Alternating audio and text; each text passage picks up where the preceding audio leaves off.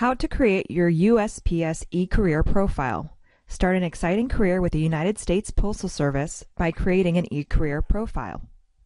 This presentation is brought to you by PostalExamWeb.com, the premier resource for helping you gain employment with the United States Postal Service.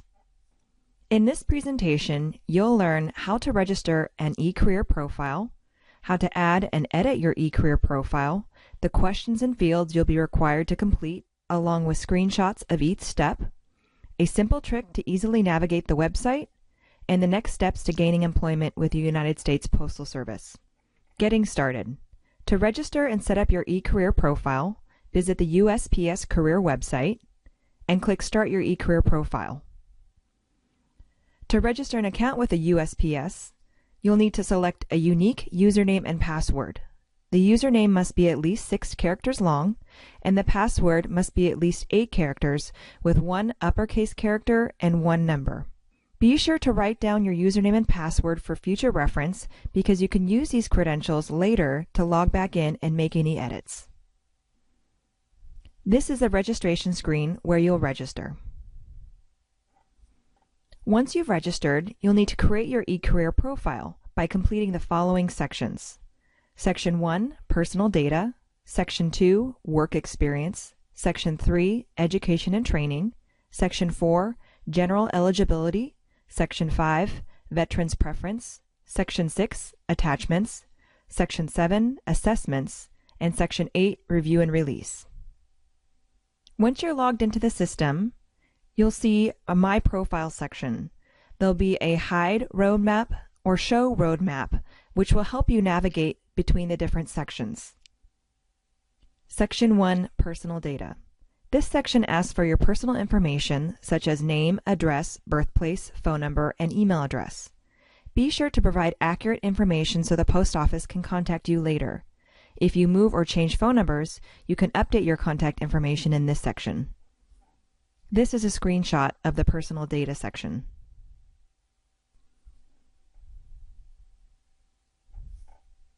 Section 2, Work Experience. This section asks for your work history. You must enter the last 7 consecutive years of work experience without any date gaps. Start with your current job and work backwards. Include any military service, periods of unemployment, internships, and part-time or full-time volunteer work. These are the questions you'll be asked under Work History. The first question, are you currently employed or have you been employed in the last 7 years? Select Yes and then click Add to add in your work history. This is a screenshot of the work history you'll need to add.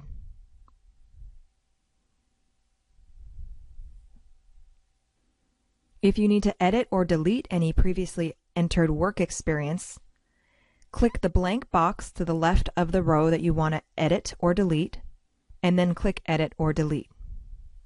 Remember, your work experience must be for the last 7 consecutive years without any date gaps.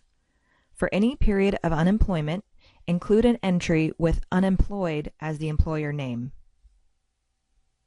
These are the next questions that follow work experience. Are you a former Postal Service or federal employee? May we contact you at your present employer about your character qualifications or employment record? Have you ever been fired from any job for any reason? Have you ever quit a job after being notified that you would be fired? Section 3, Education and Training. This section asks for your education and any special training you've received, including degrees and courses of study. This is a screenshot of how you'll add your education and training. Section 4, General Eligibility. This section covers your general eligibility for employment at the USPS and includes the following questions. Are you one of the following: a United States citizen, a lawful permanent resident alien, a citizen of American Samoa, or any other territory owning allegiance to the United States? Do you receive or have you applied for retirement pay, pension, or other retirement pay based on military, postal, federal, civilian, or District of Columbia government service? Have you ever been awarded a contract with or do you work for a contractor of the U.S. Postal Service? Are you a male born after December 31st, 1959? If you answered yes, you must be registered with a Selective Service System and enter your Selective Service number. You can get your number at www.sss.gov.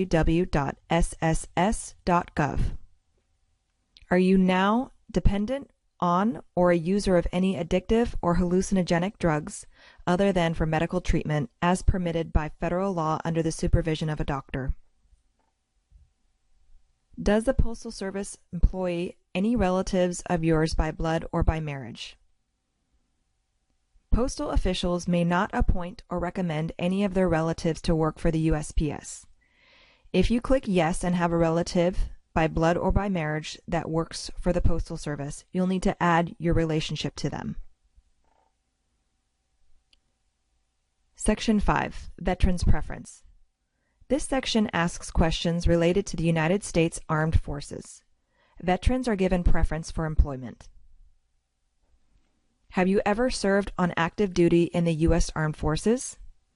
If yes, list all periods of active service from DD Forms 214. To obtain your Form DD 214, you may visit the following URL. Have you ever been discharged from the Armed Forces under conditions other than honorable?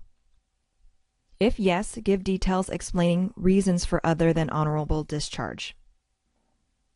Do you claim 5-point preference based on active duty in the Armed Forces? If you are a veteran, 5 points will be added to your postal exam score as long as you receive a passing grade.